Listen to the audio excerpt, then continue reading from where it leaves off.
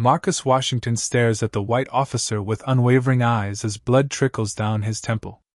"You've made 3 critical mistakes today," he says calmly while handcuffed. "First, assuming my silence meant weakness. Second, failing to check my credentials. Third," he smiles slightly, "not realizing I've been investigating your department for 6 months. Before we dive into this shocking story of injustice and redemption, drop a comment telling me where you're watching from. Hit that like button if you believe justice should be blind to color, and subscribe to catch more true stories of courage against corruption." Now let's rewind to see how Marcus Washington, a respected federal agent, found himself bleeding and handcuffed by the very people he was secretly investigating. The crisp autumn morning gave no indication that today would alter the course of justice in Riverdale County forever as Marcus Washington adjusted his tie in the mirror of his modest rental apartment. At 45, Marcus carried himself with the quiet confidence of a man who had seen the darkest corners of America's justice system and dedicated his life to illuminating them. His dark eyes, weathered by 15 years of service with the Department of Justice, reflected both determination and weariness as he prepared for another day of his undercover operation. 6 months ago, reports of systemic racism within the Riverdale County Police Department had reached federal levels, prompting a covert investigation that only a handful of high-ranking officials knew about. Marcus, with his sterling reputation for exposing police misconduct across the country, was the natural choice to lead it. He slipped his real credentials into a hidden compartment in his briefcase, beneath the fabricated business consultant ID he'd been using since arriving in town. The weight of his father's memory pressed on him daily. Thomas Washington had died in prison serving time for a crime he didn't commit, a victim of corrupt policing and a prejudiced justice system. Marcus's Yale law degree hung in his home office in D.C., a world away from this small-town assignment that felt deeply personal despite his professional demeanor. He drove through Riverdale's segregated neighborhoods, mentally mapping the invisible lines that divided the community. In his first weeks, he'd observed troubling patterns: black motorists pulled over at 5 times the rate of white drivers, excessive force complaints from minority residents consistently dismissed without investigation, asset forfeitures disproportionately targeting black-owned businesses. His rental car, deliberately chosen to be unremarkable, blended into the morning traffic as he passed the patrol car driven by Officer Jason Reynolds, a name that had appeared repeatedly in Marcus's growing database of incidents. Reynolds, a stocky white officer with 10 years on the force, had a disturbing number of complaints filed against him, all mysteriously disappeared from official records. Marcus had noticed Reynolds following the same routine multiple mornings, targeting black drivers in predominantly white neighborhoods for minor or imaginary infractions. Last night, Marcus had attended a community meeting at the First Baptist Church, observing from the back as residents voiced concerns to uniformed officers who responded with rehearsed platitudes about community policing and equal enforcement. The tension in the room was palpable as mothers described their teenage sons being harassed, business owners recounted needless searches, and elderly residents feared calling police even when they needed help. Standing at the podium, Police Chief Richard Calloway projected a polished image of reform and transparency. "Under my leadership, this department treats everyone equally under the law," he'd announced with practiced sincerity that didn't reach his cold blue eyes. Marcus had spent enough time studying corrupt officials to recognize the calculated performance. His investigation had already uncovered that Calloway's public statements contradicted his private directives to officers, encouraging aggressive policing in high-crime areas, a thinly veiled euphemism for black neighborhoods. During his time in Riverdale, Marcus had established a friendship with Walter Jenkins, owner of the Liberty Barber Shop on Maple Street.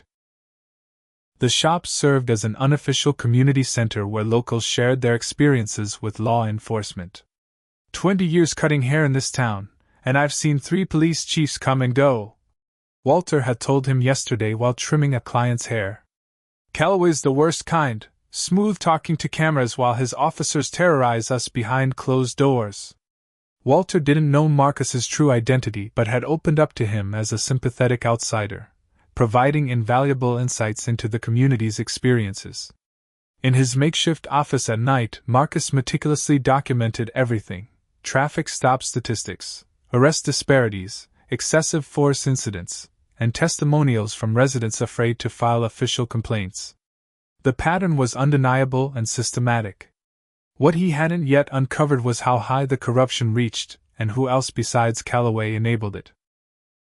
Today, Marcus was scheduled to meet with a potential confidential informant inside the department, someone who had reached out through an encrypted channel claiming to have evidence of coordinated discrimination.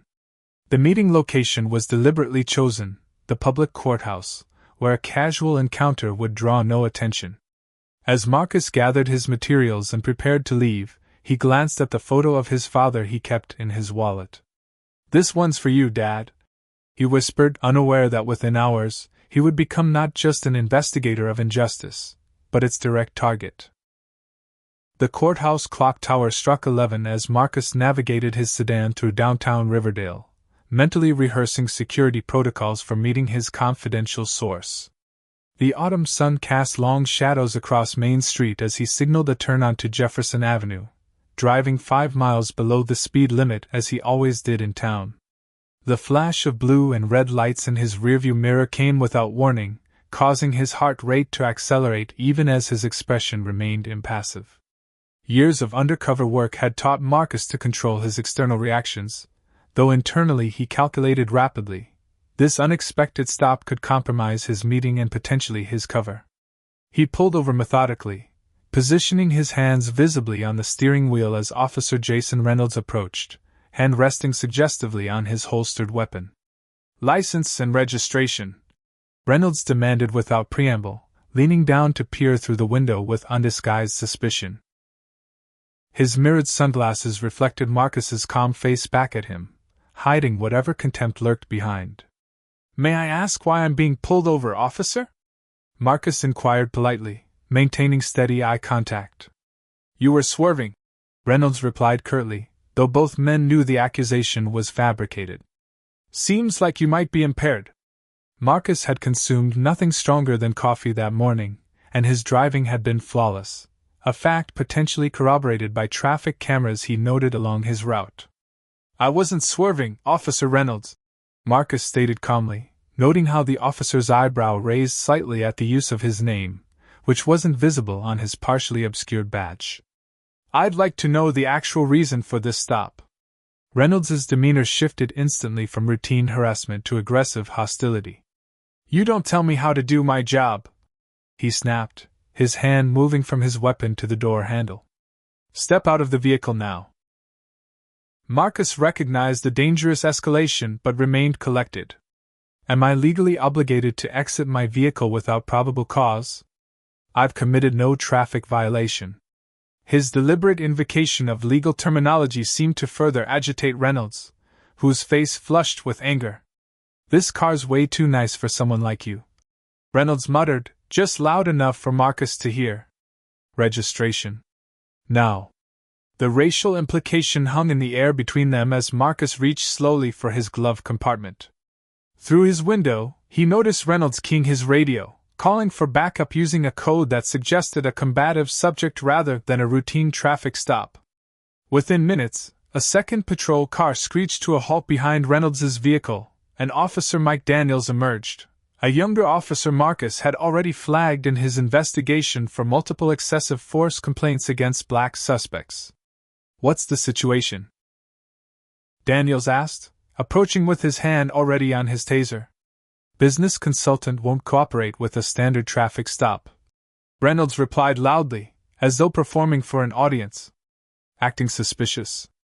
Marcus had deliberately maintained his cover identity rather than revealing his federal status. This encounter was providing first-hand evidence of the discriminatory practices he'd been investigating. "Officer, I've cooperated fully while asking reasonable questions about the nature of this stop," Marcus stated for the record, aware that police dashboard cameras might be recording. "My registration and insurance are in order." He presented the documents along with his consultant identification, which Reynolds scrutinized with exaggerated skepticism. "Step out of the car, sir," Daniels ordered, moving to the passenger side as Reynolds opened the driver's door without waiting for compliance. "We're going to conduct a search."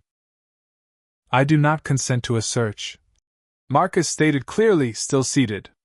"You have no probable cause."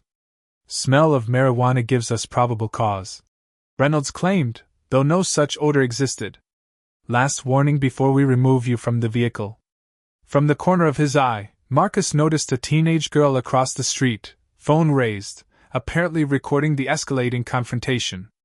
Zoe Williams, 17 and heading home from school, had stopped when she recognized the all-too-familiar scenario unfolding, a black man being harassed by Riverdale's finest. Having grown up watching her father and brothers endure similar treatment, she instinctively documented the encounter, her hands steady despite her racing heart. When Marcus again calmly asserted his Fourth Amendment rights, Reynolds's patience evaporated. He grabbed Marcus by the arm, yanking him from the vehicle with unnecessary force. Marcus offered no resistance but continued stating his objections verbally as Daniels roughly patted him down. "Check the car thoroughly," Reynolds instructed his partner with a meaningful look. "I bet our consultant friend here is carrying more than business cards." As Daniels tore through the vehicle, Reynolds kept Marcus pinned against the side of the car.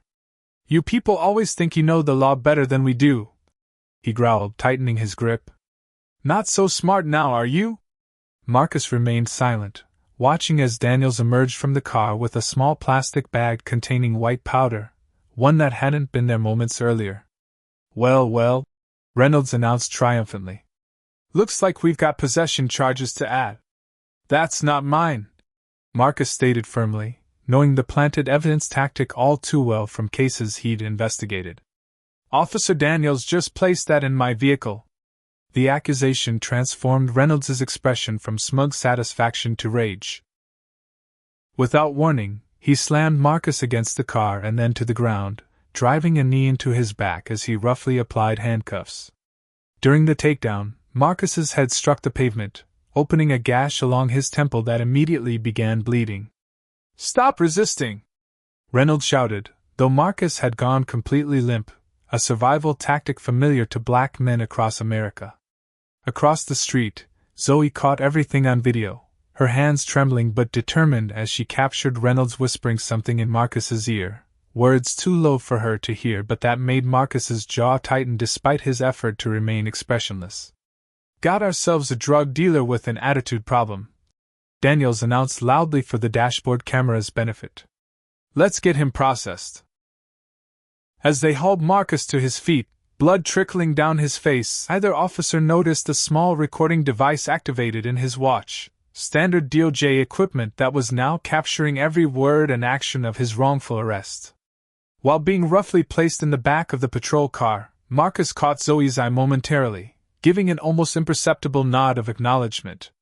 The teenager quickly lowered her phone, pretending to text while actually saving and backing up the video to cloud storage. As the patrol car pulled away, Marcus focused on memorizing every detail of the encounter, names, times, exact words used, while maintaining his cover. His meeting with the confidential informant was now missed, but he'd stumbled into something potentially more valuable: first-person evidence of the department's discriminatory practices and corruption. What Reynolds and Daniels couldn't know was that their impulsive decision to target Marcus would soon become the catalyst for their department's unraveling. The fluorescent lights of Riverdale Police Station buzzed overhead as Marcus was roughly escorted through the rear entrance, blood still drying on his face without any officer offering medical attention. The booking area smelled of industrial cleaner and stale coffee, a familiar environment to Marcus though usually from the other side of the process. Officer Reynolds maintained a tight grip on Marcus's arm, his fingers digging unnecessarily into muscle as he paraded his catch past colleagues with an air of conquest. "Got a drug dealer who thinks he's above the law," Reynolds announced to the room, drawing curious glances from other officers processing paperwork. Marcus remained silent, his trained eyes cataloging faces, name tags, and reactions, noting those who seemed uncomfortable with Reynolds's rough handling versus those who smirked in approval. At the processing desk sat Sergeant Victoria Pierce, a black woman in her late 30s whose neutral expression flickered momentarily with concern when she noticed Marcus's untreated head wound. "He needs medical attention before processing," she stated matter-of-factly, her voice carrying quiet authority that made Reynolds bristle visibly. "He resisted arrest," Reynolds countered dismissively. "Knock it off, Reynolds," Pierce responded, her tone allowing no argument. "Get him cleaned up now or document why you refused medical care to a bleeding detainee."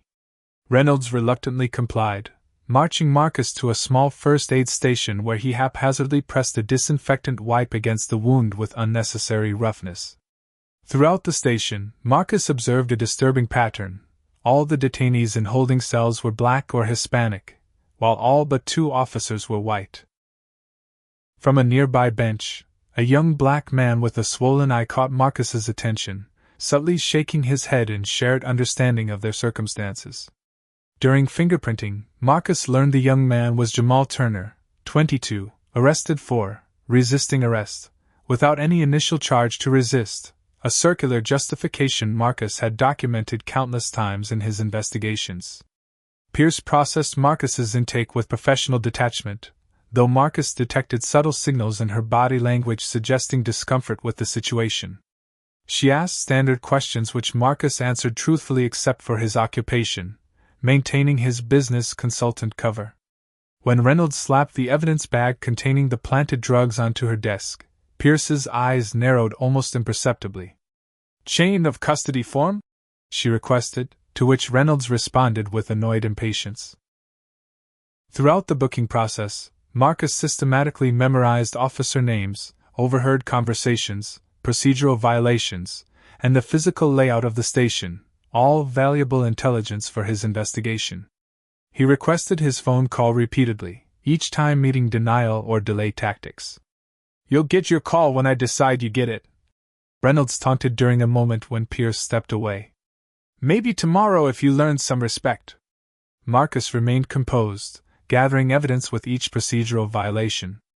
2 hours into his detention, the station's atmosphere shifted as District Attorney William Hayes strode in, his tailored suit and confident bearing marking him as someone accustomed to deference. Marcus had already researched Hayes extensively, a politically ambitious prosecutor with a 97% conviction rate against minority defendants compared to a 63% rate with white defendants. Hayes exchanged familiar nods with Reynolds before approaching Marcus with calculated intimidation, standing too close and speaking too loudly.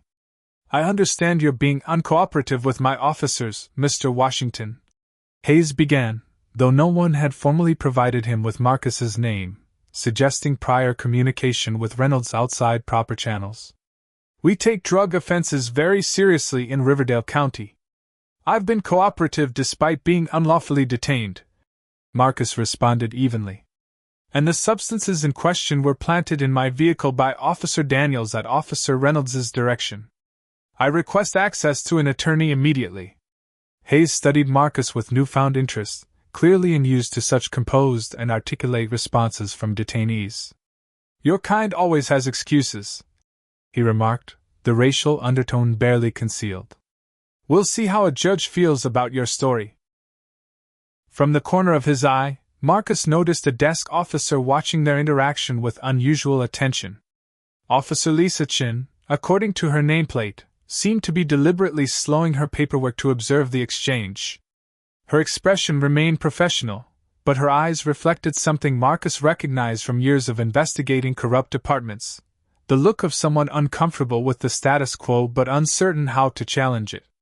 When Reynolds returned to search Marcus's personal effects more thoroughly, he discovered the Department of Justice identification Marcus kept concealed in his briefcase's hidden compartment. "Fake government ID," Reynolds announced triumphantly, though confusion flashed briefly across his face as he examined the credentials, which appeared exceptionally authentic. "Trying to impersonate a federal agent now? That's another felony charge." Instead of responding, Marcus maintained disciplined silence, watching as Reynolds secured the ID as evidence, rather than verifying its authenticity, another procedural violation that would eventually prove costly. Officer Chin, still observing discreetly, frowned at Reynolds's handling of the potential federal credentials. Hours later, Marcus was finally placed in a holding cell alongside other detainees, most of whom shared stories of similar treatment, pretextual stops, evidence planting, denied phone calls, and excessive force. The concealed recording device in his watch continued documenting everything, building an unimpeachable record of departmental practices. What would you do if you were wrongfully arrested by officers who didn't know your true identity?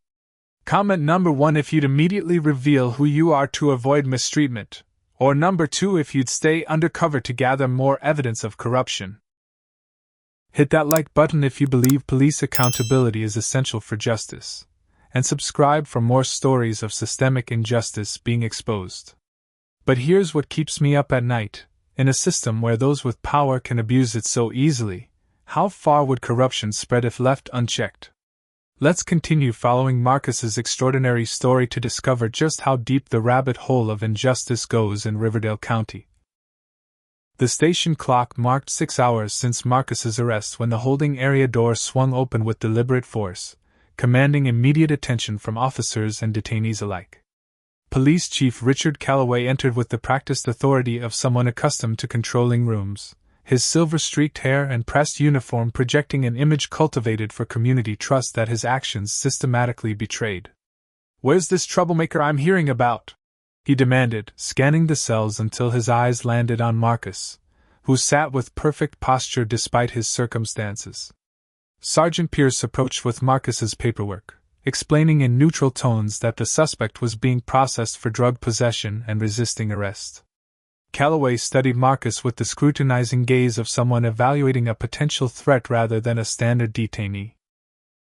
"I'll handle this one personally," he announced, dismissing Reynolds's obvious disappointment at being sidelined from his prize arrest. In the interview room, Calloway adopted a more sophisticated version of good cop/bad cop, alternating between reasonable administrator and hardline enforcer. "Mr. Washington, this situation could resolve quickly if you'd simply cooperate," he offered with manufactured reasonableness. "Or it could become much more complicated." Marcus assessed that the moment had arrived to shift the power dynamic.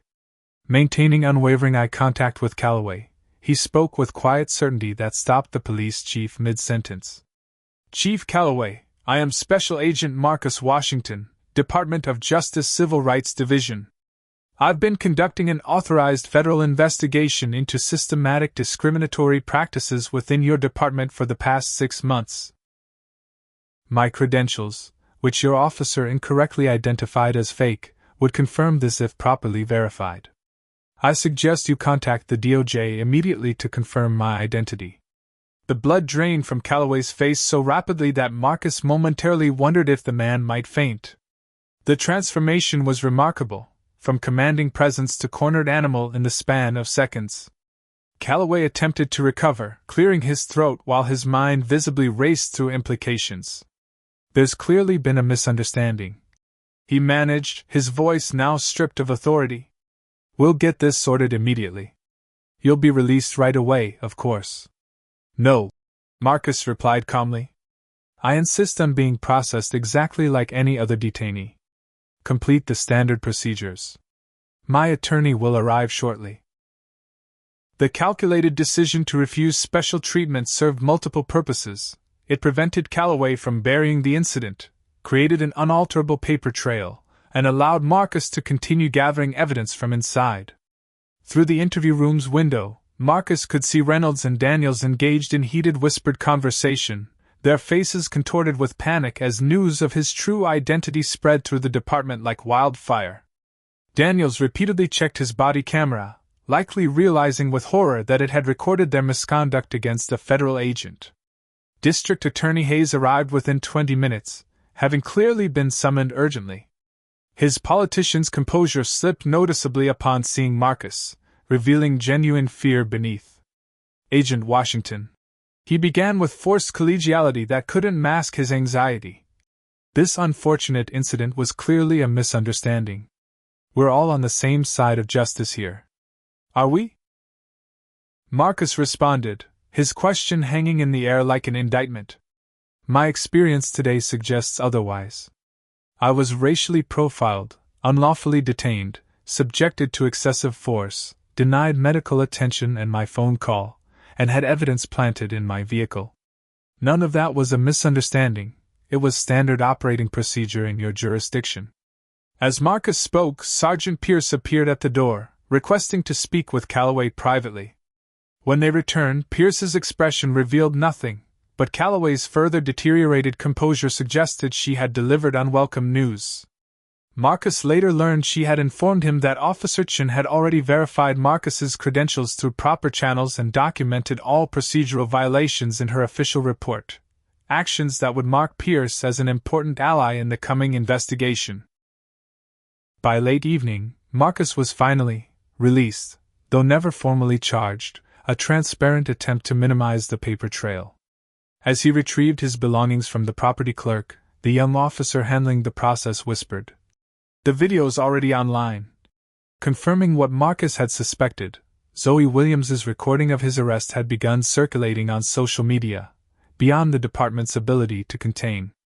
Outside the station, Marcus made his first call to his direct supervisor, Director Elizabeth Chambers in Washington.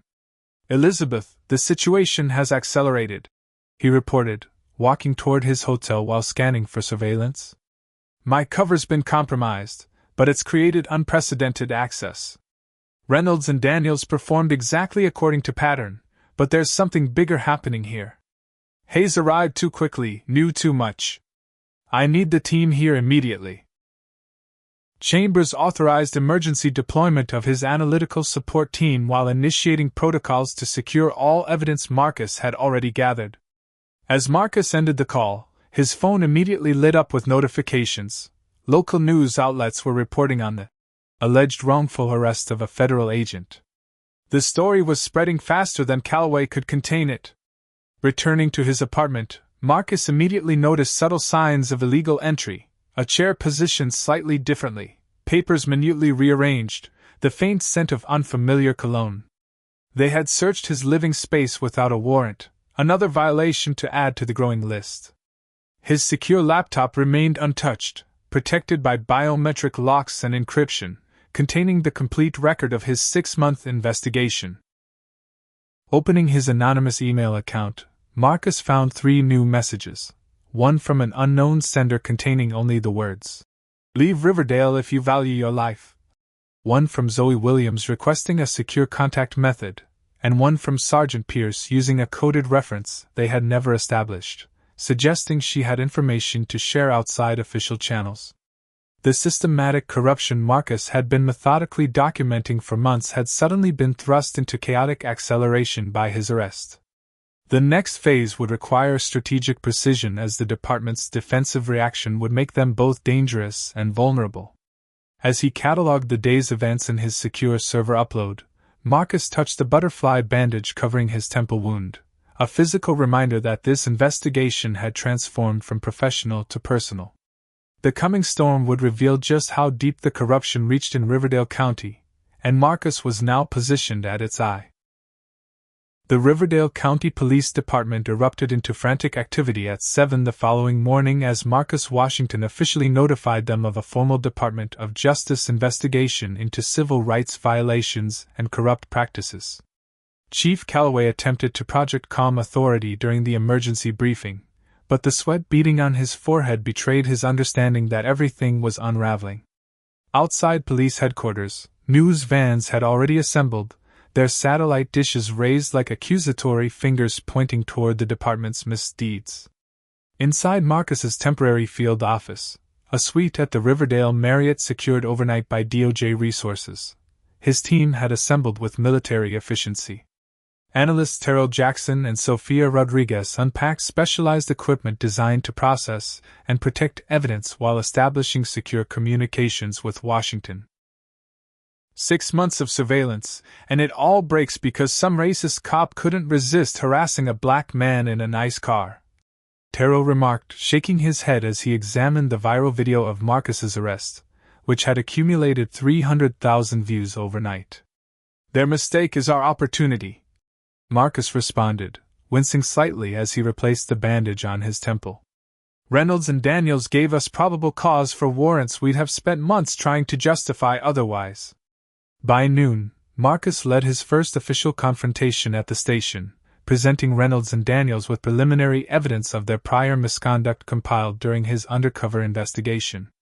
15 similar traffic stops in the past month alone, Marcus noted, sliding documentation across the table while recording their reactions. All black drivers. All initially stopped for vague violations like swerving or broken tail light, all subjected to searches without consent documentation. Reynolds, stripped of his usual arrogance by the presence of federal agents and department attorneys, alternated between pale-faced silence and sputtered denials. We enforce the law equally, he insisted unconvincingly. Statistics taken out of context don't prove anything. Daniels, younger and clearly more frightened, kept glancing toward the door as though calculating escape routes. Officer Daniels. Marcus addressed him directly. The dashboard camera from your own vehicle shows you placing evidence in my car yesterday. That single act violates multiple federal statutes. Your cooperation now could significantly impact how this proceeds for you personally. While this confrontation unfolded, Calloway initiated his counteroffensive, beginning with evidence destruction. Security footage later recovered showed him removing files from the records room at 3 a.m, and preliminary forensic analysis would reveal massive deletion of departmental emails and digital records beginning minutes after Marcus revealed his identity. More disturbing was the department's immediate retaliation against potential witnesses. Walter Jenkins, whose barbershop conversations had provided Marcus valuable community insights, was arrested that afternoon on fabricated licensing violations. The message was clear: anyone who might support the federal investigation would face consequences. Zoe Williams, the teenager who had recorded the arrest, reported police vehicles driving slowly past her home and school, officers staring meaningfully at her as she walked between classes. Her parents, terrified for her safety, contacted Marcus through a community advocate, leading to emergency protective measures for the family. Meanwhile, Marcus's team uncovered a pattern far more extensive than individual officer misconduct. Cross-referencing arrest records with evidence logs revealed hundreds of cases where contraband mysteriously appeared during searches of black suspects' vehicles or homes. Checking financial records against case outcomes exposed a disturbing pattern: assets seized during drug arrests, cash, vehicles, even homes, frequently ended up auctioned to buyers connected to department leadership or their family members, often at suspiciously low prices. Most significantly, Sofia Rodriguez discovered accounting irregularities suggesting Chief Calloway maintained offshore accounts receiving regular deposits that coincided with major drug busts and asset forfeitures. This isn't just racism, Sofia explained during their secure evening briefing. It's a profit-generating enterprise that uses racial profiling as its business model. Local journalist Rebecca Winters approached Marcus outside the courthouse, having built a reputation for investigating corruption despite the small-town newspaper's limited resources. "I'd been documenting patterns for years but couldn't get traction," she explained, producing a thumb drive containing 3 years of research.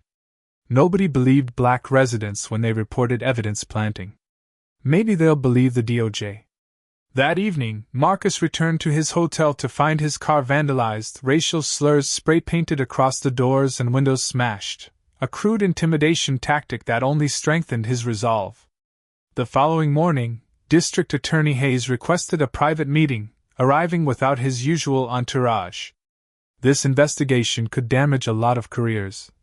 He began, transparently testing waters for a compromise. "I have connections in Washington who could make things easier for everyone involved. Your career could benefit significantly from a more collaborative approach." Marcus recorded the thinly veiled bribe attempt, adding it to the growing evidence file. By the week's end, community response had crystallized into organized resistance against police intimidation. Protesters gathered outside the station demanding Walter Jenkins's release and broader accountability. The department responded with riot gear and aggressive tactics, pushing peaceful demonstrators with shields and liberally deploying pepper spray, all captured on dozens of cell phones, creating more evidence of excessive force. Phone calls to Marcus's secure line increased hourly, many containing threats, others offering crucial information. Among the latter, Sergeant Victoria Pierce's message stood out. "I can't keep watching this happen. I've documented everything for years. I'll testify." Her decision to become an official whistleblower represented a critical turning point, providing inside access to departmental operations that even Marcus's undercover work couldn't achieve. The most shocking discovery came when Marcus cross-referenced his father's wrongful conviction case file with Calloway's early career assignments. The connection appeared immediately. Richard Calloway, then a junior detective, had led the investigation that sent Thomas Washington to prison 20 years ago for a robbery he didn't commit. Marcus's current assignment had unknowingly brought him face to face with the man whose fabricated evidence had destroyed his father's life and ultimately led to his premature death behind bars. As he stared at the case files spread across his hotel room desk, Marcus confronted the collision of professional duty and personal history. The investigation had suddenly transformed from systemic justice to something intimately connected to his own past. His phone chimed with a message from Sophia. They had uncovered encrypted communications suggesting the corruption extended well beyond the police department. Multiple agencies appeared to be coordinating the systematic civil rights violations and subsequent profiteering. Riverdale wasn't just a town with a few bad officers. It was ground zero for a conspiracy that potentially reached state, or even federal levels. The secure conference room in Marcus's hotel suite resembled a war room by the investigation's 10th day. Walls covered with organizational charts, timelines, and evidence maps connecting seemingly disparate elements of Riverdale's corruption network. What had begun as an investigation into racist policing had expanded into something far more sinister and complex as Marcus's team pieced together financial records, communication logs, court documents, and whistleblower testimonies. "It's not just the police department," Terrell explained, pointing to the central diagram where Chief Calloway's name now connected to dozens of others. "We're looking at a coordinated criminal enterprise operating under color of law." The evidence trail led to Judge Samuel Phillips, who had signed 97% of the department's search warrants over the past 5 years, all with identical boilerplate language regardless of case specifics. Further investigation revealed these warrants disproportionately targeted black neighborhoods and business owners, creating a pipeline of seizures and forfeitures. Most disturbing was Sophia's discovery linking the county's asset forfeiture program to Rivercrest Holdings, a shell corporation operating the privately managed county detention center. "The private prison gets paid per inmate," she explained, highlighting documents showing payment structures. "More arrests mean more profit. The department creates the supply of inmates through racial profiling and planted evidence, then shares in the proceeds through kickbacks disguised as consulting fees." Marcus had seen corrupt systems before, but the sophistication and scope of Riverdale's operation exceeded anything in his experience. The conspiracy connected local police, prosecutors, judges, and private interests in a self-perpetuating machine that monetized racial discrimination. While reviewing courthouse surveillance footage, the team observed Officer Reynolds meeting privately with Judge Phillips hours before the judge approved a questionable warrant. When Sergeant Pierce attempted to access related records, she was confronted by Reynolds in the parking garage, his threatening behavior captured by security cameras. "Back off if you know what's good for you," Reynolds warned, standing too close as Pierce maintained remarkable composure. "Accidents happen to cops who don't understand loyalty." That evening, driving back from an interview with a former detainee, Marcus narrowly escaped serious injury when a pickup truck ran a red light, nearly T-boning his vehicle at high speed. The truck sped away without plates, but traffic cameras captured enough for Terrell to identify it as registered to Officer Danielle's brother-in-law. The accident was clearly a warning, escalating the threat level against the investigation team. The following morning brought an unexpected complication when FBI Assistant Director Cameron Reeves arrived unannounced at Marcus's makeshift headquarters. "Washington, I need to speak with you privately," Reeves insisted, his presence raising immediate concerns since the investigation hadn't formally involved the Bureau. In the hotel's conference room, Reeves didn't bother with pretense. "You need to understand the broader implications here," he stated flatly. "This investigation is stepping on sensitive operations. Multiple agencies have interests in Riverdale County that supersedes civil rights concerns." The implication was clear. Federal authorities were somehow complicit in or benefiting from Riverdale's corrupt system. "Are you here officially, Assistant Director?" Marcus asked carefully, ensuring his recording devices captured the conversation. "Because it sounds like you're suggesting I ignore federal crimes and civil rights violations for some unspecified greater good." Reeves's non-answer and hasty departure confirmed Marcus's growing suspicion. The corruption reached beyond local officials into federal agencies. Even more concerning, his secure database showed unauthorized access attempts originating from Department of Justice IP addresses, suggesting his own agency might be compromised. Later that day, Terrell discovered financial connections between Rivercrest Holdings and campaign contributions to several federal officials, including committees with oversight of the DOJ's Civil Rights Division. The conspiracy wasn't just local, it was systemic, with protective mechanisms extending to Washington. The situation deteriorated rapidly when Terrell was attacked while retrieving evidence from a community source. 2 masked assailants left him hospitalized with a concussion and broken ribs, his laptop stolen though the encrypted files remained secure. The message was unmistakable. The investigation team was now targeted for physical elimination. That evening, Director Elizabeth Chambers called with devastating news. "Marcus, I've been ordered to pull you from the investigation," she informed him, her voice tight with suppressed anger. "The official reason is investigative overreach, but we both know what's really happening. Political pressure from above. I fought it, but I've been overruled." The official termination order arrived by courier the following morning, requiring Marcus to surrender all evidence and cease all investigative activities immediately. As the team packed up their materials, Marcus noticed Sophia's expression shift while reviewing communications logs. "Something's wrong with these timestamps," she whispered, showing him discrepancies in the metadata. "Someone at DOJ was communicating with Calloway before your arrest. They knew who you were." The betrayal cut deep. Someone at the highest levels had compromised the investigation, potentially endangering Marcus deliberately.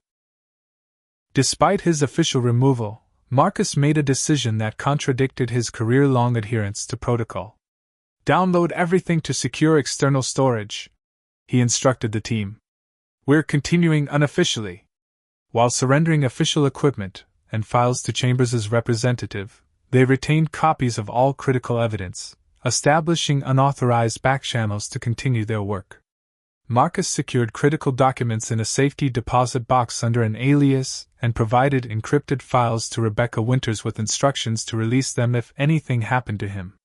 Further investigation revealed the conspiracy's origins extended back 20 years, precisely when Richard Calloway began rising through department ranks. Most shocking was the discovery that Marcus's father's case wasn't coincidental. Thomas Washington had been a community activist opposing the privatization of county corrections when he was framed for armed robbery, the first major case in what would become a 2-decade enterprise of corruption. "They didn't just randomly target your father," Sophia explained, connecting final data points. "He was silenced deliberately because he was opposing their initial scheme." The conspiracy had apparently originated when county officials first contracted with private prison corporations, creating financial incentives for higher incarceration rates that disproportionately affected black residents. Over years, it had evolved into a sophisticated criminal enterprise disguised as law enforcement. If you discovered corruption reached all the way to federal agencies that were supposed to protect citizens, would you continue fighting for justice even without official backing? Comment number 1 if you'd keep pushing for truth no matter the personal risk. Or number 2 if you'd walk away to protect yourself. Hit that like button if you believe that sometimes one person's courage can change an entire system. And subscribe to see more stories of extraordinary determination against powerful opposition. The question remains, when those sworn to uphold justice become the perpetrators of injustice, who can citizens turn to? Let's see how Marcus navigates this dangerous web of corruption now that he's operating without the protection of his badge. The small apartment Marcus secured under an alias became command central for what his team now called Operation Sunlight, an unauthorized continuation of their officially terminated investigation. Operating without departmental resources or protection created extraordinary risks, but the evidence they'd uncovered demanded action regardless of personal consequences. "We're technically civilians now," Marcus reminded Terrell and Sophia as they established secure communications protocols. "Every action we take needs to be legally defensible later, but we can move with fewer bureaucratic constraints." Their first strategic decision leveraged resources outside law enforcement channels. Rebecca Winters published a carefully crafted exposé in the Riverdale Gazette, revealing statistical evidence of racial disparities in arrests and prosecutions without disclosing confidential details that might compromise future legal proceedings. The article ignited community response while giving no actionable intelligence to Calloway's network. Marcus maintained his DOJ credentials despite official suspension, using them to access federal databases through back channels established during previous investigations. "They can revoke my authority, but they can't instantly erase my access permissions from every system," he explained to Sophia while retrieving crucial financial records linking judicial officers to the private prison corporation. These unauthorized searches carried felony penalties if discovered, but Marcus calculated that the evidence gathered would ultimately justify the means. Throughout Riverdale County, former victims of the department's racial targeting began coming forward, encouraged by community organizers who established secure channels to document their experiences. Walter Jenkins, released from custody after community pressure but visibly bearing marks of mistreatment, converted his barber shop into an unofficial intake center where residents could record testimonies. Civil rights attorney Maya Johnson arrived from Atlanta to coordinate a class-action lawsuit against the department, the prosecutor's office, and the private prison company. "The lawsuit gives us legitimate cover for evidence gathering," she explained during a strategy session. "Discovery requests can obtain documents we couldn't access otherwise." Marcus's decision to continue investigating triggered formal charges from the Department of Justice. His credentials were officially revoked, and an internal affairs investigation initiated regarding his unauthorized retention of confidential materials. Director Chambers called from a personal phone rather than her office line, her message cryptic but clear. "They're monitoring everything official. Be careful who you trust inside the department." The warning proved prescient as Calloway and Hayes accelerated their counter-strategy. Within days, evidence appeared suggesting Marcus had accepted bribes during previous investigations, planted with sufficient sophistication to seem credible to those unaware of his character. "They're trying to destroy your credibility before you can testify," Terrell observed, tracing the fabricated financial records to a shell company connected to Rivercrest Holdings. Walter Jenkins suffered another arrest, this time returning to his home badly beaten, ribs broken and eyes swollen shut. "They didn't even bother with paperwork this time," he whispered to Marcus from his hospital bed. "Just took me to the county line and made sure I understood the message." Despite increasing threats, Zoe Williams and her family refused intimidation. The teenager organized fellow students to record all police interactions in predominantly black neighborhoods, creating a civilian accountability network that severely hampered the department's illegal activities. "They can't plant evidence if 20 phones are filming them," she explained with wisdom beyond her years. Marcus narrowly escaped an attempt on his life when his vehicle's brake lines were cut, his training as a federal agent allowing him to control the car when the pedal went to the floor on a steep county road. The sabotage removed all doubt about the stakes involved. The conspiracy would resort to murder rather than face exposure. The investigation's breakthrough came unexpectedly when Sophia discovered references to a former officer named Frank Miller in disciplinary records.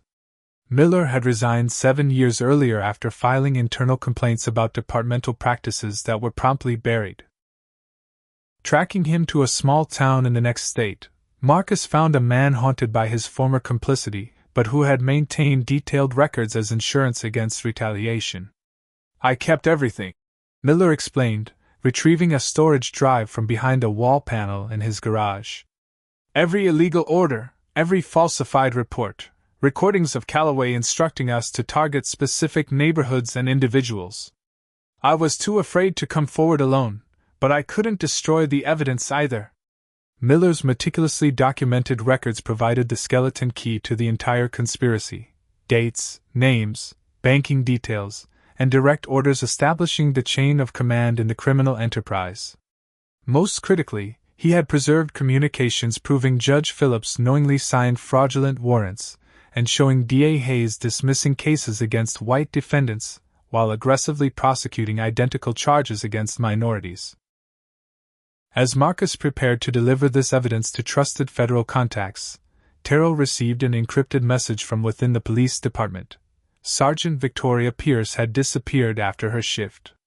Security footage showed her being directed to a county-owned vehicle by officers from Calloway's inner circle, then driven away from the station toward an undisclosed location. Cell phone tracking placed her last known location near an abandoned property owned by the county before her signal disappeared. "They know she's cooperating with us," Marcus realized, immediately initiating emergency protocols. "We have hours at most before they silence her permanently." The team faced an impossible choice: hand their evidence to potentially compromised federal authorities who might bury it, or attempt a high-risk rescue operation without legal authority. "We're way beyond career concerns now," Marcus decided, accessing the tactical equipment he'd secured through unofficial channels. "This is about saving Pierce's life and breaking the conspiracy before they destroy everyone who stands against them." As night fell, Marcus prepared for the most dangerous operation of his career, a direct intervention against corrupt officers without the shield of his badge or the backup of his agency. The evidence was secure, distributed to multiple failsafes, but Sergeant Pierce represented both a crucial witness and an innocent life in immediate danger. The conspiracy had escalated to potential murder, crossing a line that demanded immediate action regardless of procedural niceties or professional consequences. Moonlight filtered through bare trees as Marcus surveyed the abandoned county maintenance facility where cell tower data had placed Sergeant Pierce's last signal. The isolated compound sat 8 miles from town, surrounded by dense woods and secured by a chain-link fence topped with rusted barbed wire. Through night vision binoculars, he identified 2 unmarked police vehicles partially hidden behind the main building and a faint light emanating from basement windows. 3 heat signatures in the main structure, one separate in what appears to be a lower level, Terrell reported, monitoring the thermal imaging equipment they'd obtained through Marcus's former military contacts. "The isolated signature is stationary while others move regularly, consistent with the detention scenario." Marcus had assembled a small team of trusted former colleagues who responded to his emergency requests despite the professional risks. James Kovac and Layla Nasser, both former DOJ tactical specialists who'd worked with Marcus on previous high-risk operations, positioned themselves at strategic points around the perimeter. "This is completely unauthorized," Marcus reminded them during the final briefing. "Anyone uncomfortable with the legal implications should withdraw now. I'll proceed alone if necessary." No one moved. The plan required precise timing: neutralize the guards without lethal force, secure Pierce, and extract before reinforcements could arrive. As they finalized preparations, Marcus's secure phone vibrated with an unexpected call from Director Elizabeth Chambers. "I'm calling from a burner phone at a gas station," she began without preamble. "Everything's compromised at higher levels. Assistant Director Reeves has been funneling information to Calloway since before your assignment began." Her revelation confirmed Marcus's worst suspicions. "I've been playing along to identify how far the corruption reaches," Chambers continued. "There's an internal affairs investigation into Reeves that he doesn't know about. We need Pierce alive and your evidence intact to break this open completely." The call transformed the operation's context. They weren't rogue agents but the last line of legitimate law enforcement against the corruption network that had infiltrated federal agencies. As Marcus's team prepared to move, a separate confrontation unfolded across town. Marcus had anticipated Calloway's contingency plans and dispatched Rebecca Winters with critical evidence directly to Assistant Director Reeves, not to deliver it but to monitor his reaction. When presented with irrefutable documentation of his corrupt dealings, Reeves made a critical mistake. He attempted to seize the evidence rather than deny its implications. The confrontation was recorded by concealed devices, creating direct evidence of federal complicity that Winters immediately transmitted to multiple secure locations. At the maintenance facility, the extraction proceeded with precision born of years of training. Kovac disabled the perimeter sensors while Nasser created a diversion at the main entrance. Marcus infiltrated through a neglected utility access, navigating the darkened building until reaching the basement level where he encountered Officer Daniels guarding a reinforced door. The confrontation was brief and decisive. Daniels, unprepared for Marcus's tactical approach, was subdued, restrained, and secured without raising alarm. Beyond the door, Marcus found Sergeant Pierce handcuffed to a support beam, bruised but conscious and defiant. "Took you long enough," she whispered as he worked on her restraints. "They've been asking what I told you. Someone's coming back soon, Reynolds and another officer I didn't recognize." Marcus had anticipated the timing correctly. They had minutes before the rotation of guards would reveal the intervention. As he helped Pierce toward the exit, emergency lighting suddenly flooded the facility, triggering their immediate shift to the extraction plan's contingency protocol. Movement at the north entrance. Terrell warned through the comm system. Multiple armed individuals entering. Identified Reynolds among them. What followed was a tactical game of cat and mouse through the sprawling facility. Marcus and Pierce navigated toward the secondary exit while Kovac and Nasser maintained strategic distraction. When confrontation became unavoidable near the vehicle bay, Marcus faced Reynolds directly for the first time since his arrest. "You've destroyed your career for nothing," Reynolds snarled, weapon raised. "This goes so much higher than you realize. There's no winning this." "This was never about my career," Marcus responded, strategically positioning himself to protect Pierce. "It's about every person you've framed, every life you've ruined through your corruption and racism." The standoff escalated as additional headlights approached the compound, unknown reinforcements arriving at the worst possible moment. When the vehicles identified as FBI tactical units, Marcus couldn't immediately determine whether they represented rescue or further corruption. The uncertainty was clarified when Assistant Director Reeves emerged, his expression revealing the trap he believed he'd set. "Federal agents," he announced with theatrical authority. "Lower your weapons. Washington, you're under arrest for interference with a federal investigation and illegal detention of police officers." The moment crystallized the conspiracy's reach.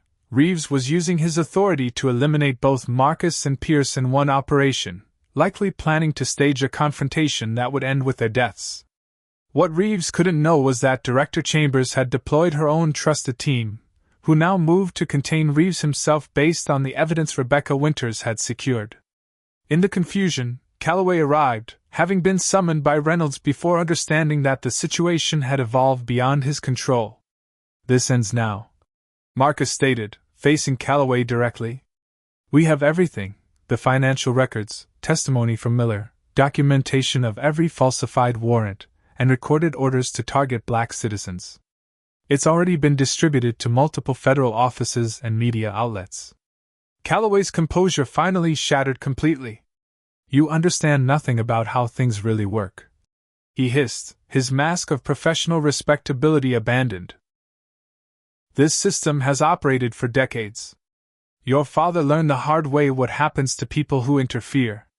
The deliberate reference to Marcus's father triggered the operation's most dangerous moment, a second of personal rage that Marcus had to master instantly to maintain control of the rapidly deteriorating situation.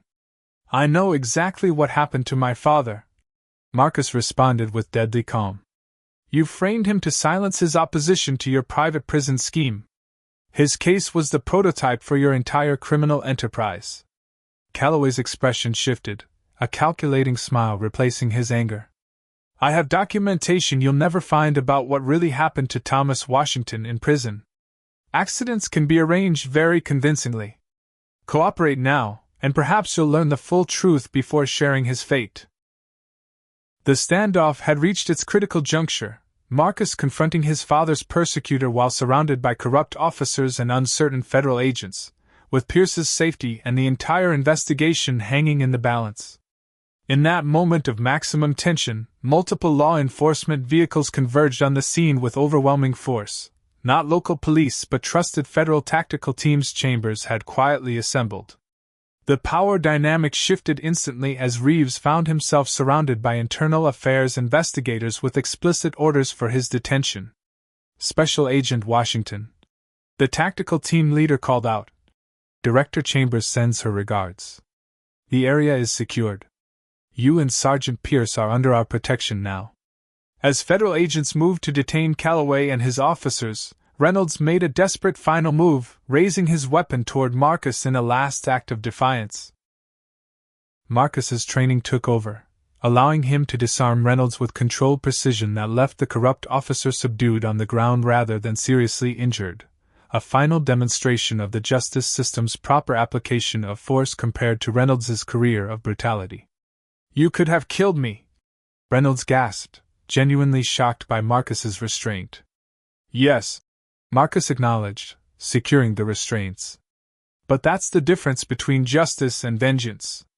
As federal agents secured the scene, Marcus noticed Calloway being escorted to a vehicle and followed, needing one final confrontation.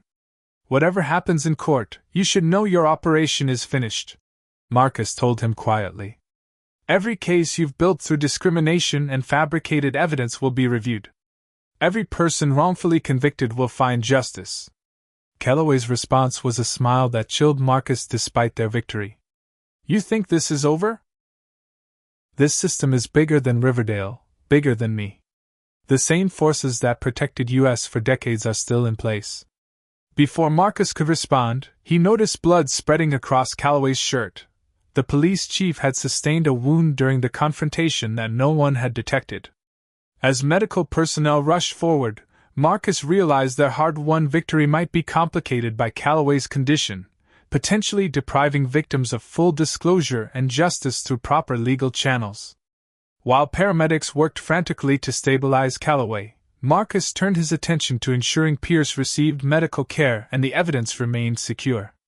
Whatever happened next, the conspiracy had been exposed, its operations disrupted, and its victims would finally have their voices heard. The system that had protected corruption for decades had suffered a critical blow, though the full extent of justice remained to be determined. 6 weeks after the dramatic confrontation at the maintenance facility, Marcus Washington stood at the window of his hospital room, watching autumn leaves scatter across the grounds below. His recovery from surgery to repair damage sustained during the operation had been slower than he'd hoped, but each day brought improved mobility and decreased pain. The physical healing, however, progressed more rapidly than the complicated aftermath of breaking open decades of systematic corruption. News coverage of the Riverdale conspiracy dominated national headlines as federal investigations expanded beyond the county to examine similar patterns in jurisdictions across the state. Marcus's hospital room had become an unofficial command center, with secure communications equipment and regular briefings from Director Chambers keeping him connected to the unfolding consequences of their investigation. The evidence package triggered exactly the response we hoped for, Chambers reported during her latest visit, satisfaction evident beneath her professional demeanor. 43 indictments so far across multiple agencies. Judge Phillips resigned rather than face judicial review. The private prison company's stock collapsed after their contracts were suspended pending federal investigation. The outcomes represented vindication for years of community complaints that had gone unheeded. Marcus's evidence, combined with Frank Miller's detailed records and Sergeant Pierce's testimony, had created an irrefutable case that not even political connections could dismiss. District Attorney Hayes faced 28 separate charges, from evidence tampering to civil rights violations.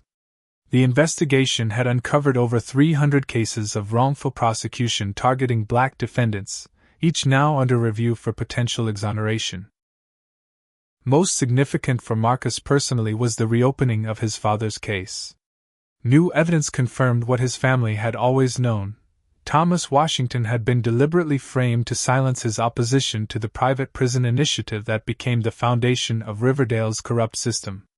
The official record would finally reflect his innocence, though the justice came 2 decades too late for Thomas himself. Throughout the county, the impact rippled through communities long accustomed to unjust treatment. Walter Jenkins had become an unofficial spokesman for affected residents, his barbershop transformed into a community resource center where people could access legal assistance for case reviews. His injuries from police retaliation had healed, leaving scars that he displayed proudly as badges of resistance, while helping others navigate the complex process of seeking justice for past wrongs. Zoe Williams, the teenager whose video had captured Marcus's wrongful arrest, received national recognition for her courage. Several civil rights organizations established a scholarship fund in her name, ensuring her education would be secured despite the harassment her family had endured. Her example inspired a new generation of accountability activists who understood the power of documentation in confronting abuse of authority. Within the police department, significant restructuring had begun under federal oversight. Sergeant Victoria Pierce, fully recovered from her ordeal, had been appointed interim chief with a mandate to implement comprehensive reforms. Officer Lisa Chen received a promotion to training supervisor, tasked with developing new protocols for anti-discrimination and community engagement. The changes represented the beginning of a transformation that would require years of consistent effort and community involvement to fully realize. For Marcus, the professional consequences remained complex. His unauthorized actions during the investigation's final phases had violated numerous protocols, creating administrative challenges despite the justified outcomes. Director Chambers had defended his decisions fiercely within the department, arguing that the extraordinary circumstances and evidence of corruption within federal ranks had necessitated unconventional approaches. After weeks of internal debate, Marcus received an unexpected offer: reinstatement with promotion to lead a newly established special oversight division focused on identifying and addressing systematic discrimination in law enforcement nationwide. The position represented an opportunity to expand the Riverdale model of investigation to other jurisdictions where similar patterns might exist. As he considered the offer, Marcus established the Thomas Washington Foundation for Justice Reform, using his story to advocate for structural changes in how oversight of law enforcement operated. The foundation provided resources for communities experiencing discriminatory policing and legal support for whistleblowers within corrupt systems. The conspiracy's scope had proved even larger than initially suspected. Assistant Director Reeves's cooperation following his arrest revealed connections to federal appropriations committees that had protected the private prison industry in exchange for campaign contributions and personal enrichment. The revelations prompted congressional hearings and department-wide reviews of oversight mechanisms that had failed to detect the corruption. Director Chambers had been surprisingly candid when she finally explained her role completely. "I suspected problems with Reeves long before your assignment," she admitted during a private conversation in Marcus's hospital room. "Your father's case connected to patterns we'd been tracking for years. You weren't randomly selected for this investigation, Marcus. Your personal connection made you the perfect agent to recognize what others might miss." The revelation that his assignment had been specifically designed around his father's case initially angered Marcus, who felt manipulated despite the positive outcome. With time, however, he recognized the elegant justice in using Thomas Washington's son to dismantle the system that had destroyed him. On a crisp October morning, Marcus visited the cemetery where his father was buried, bringing news of his official exoneration and a framed copy of the court order vacating his conviction. "It's done, Dad," he said quietly, placing a stone on the headstone according to a family tradition. "Your name is clear, and the people who did this to you are facing justice." The moment brought a measure of peace he hadn't experienced since childhood. As Marcus left the cemetery, he noticed a familiar scene unfolding on the adjacent street: a police cruiser pulling over a young black driver for no apparent reason. Despite his injuries and civilian status, Marcus's instincts immediately engaged. Instead of driving away, he turned his car around, parked at a safe distance, and began recording the interaction. When the officer approached and noticed Marcus watching, his demeanor visibly shifted to professional courtesy, the presence of a witness changing the encounter's dynamics instantly. After the driver was allowed to continue without incident, Marcus reached for his phone and made a call. "This is Special Agent Washington," he stated, his decision made regarding the job offer. "I'd like to report a potential civil rights violation in progress." The work would never be complete, he realized, not in Riverdale or anywhere else. Systems of injustice required constant vigilance and courage from both those within and outside institutional power. The conspiracy had been broken, but the conditions that allowed it to flourish remained embedded in American society, requiring ongoing commitment to address. As Marcus drove away, he felt his father's legacy continuing through his work, creating a foundation for more equitable justice in the community that had once betrayed them both. What would you do if you witnessed police misconduct in your community after hearing this story? Would you find the courage to document it like Zoe, speak out like Walter, or work within the system like Marcus to create lasting change? Comment below with your thoughts, and if this story moved you, please like, subscribe, and share it with someone who needs to understand these critical issues. Remember, justice requires more than passive hope. It demands active participation from all of us. Thank you for joining me on this journey through one man's fight against systemic corruption, and may we all find the strength to stand for what's right when faced with injustice in our own lives. Marcus Washington's journey reveals crucial truths about justice in America. First, systemic racism often hides behind badges and legal procedures, protected by those sworn to uphold the law. The story demonstrates how discrimination becomes institutionalized when unchallenged, creating profitable enterprises built on human suffering. Second, meaningful change requires courage from multiple sources: whistleblowers like Sergeant Pierce, community witnesses like Zoe, business owners like Walter, and dedicated professionals like Marcus who risk everything for truth. Third, corruption thrives in darkness but withers under scrutiny. When communities document injustice and demand accountability, even entrenched systems can be dismantled. Fourth, justice work is never complete. It requires constant vigilance and commitment across generations. Marcus continuing his father's fight symbolizes this ongoing struggle. Fifth, true justice means not becoming what you fight against. Marcus's restraint with Reynolds demonstrates that ethical standards must be maintained even when confronting corruption. Finally, the story reminds us that systemic change demands both individual courage and collective action. No single hero can transform a broken system alone, but strategic collaboration between insiders, community members, and dedicated reformers can create lasting transformation. Has racism or corruption touched your life or community in ways similar to this story? What would you do if faced with the choice between personal safety and standing against injustice? Comment below with your thoughts on whether you believe one person can truly make a difference against powerful systems. If Marcus's journey resonated with you, hit that like button to help others find this important story. Subscribe to join our community of people committed to understanding complex social issues through powerful narratives. Share this video with someone who needs to hear that standing against injustice, while difficult, is always worthwhile. Thank you for engaging with difficult truths today. Remember, in a world where corruption often seems overwhelming, your awareness and action matter more than you know. Together, we can build communities where justice truly works for everyone.